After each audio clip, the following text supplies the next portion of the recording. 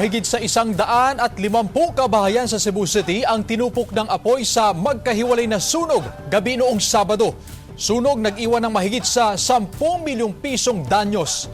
Ang detalye sa ulat ni Alan Domingo ng GMA Regional TV, Balitang Bisdak. Nangyari ang unang insidente ng sunog sa Sitio Kalapukan, Barangay Careta, pasado alas 9 noong Sabado, January 6. Tinupok ng sunog ang 66 na kabahayan kung saan 400 na katao ang apektado.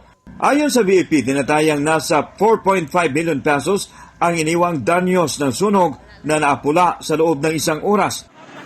Hindi pa man nakapagpahinga ang mga rumisponding bumbero. Isang sunog ang sumiklab sa residential area sa Sitio Kanipaan sa Barangay Basak Pardo.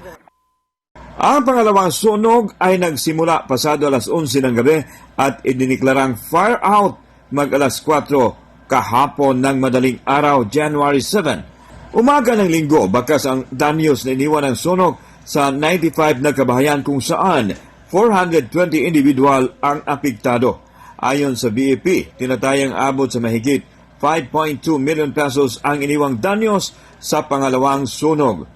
Isa sa tinitingnang sanhi ng dalawang sunog ang faulty electrical wiring.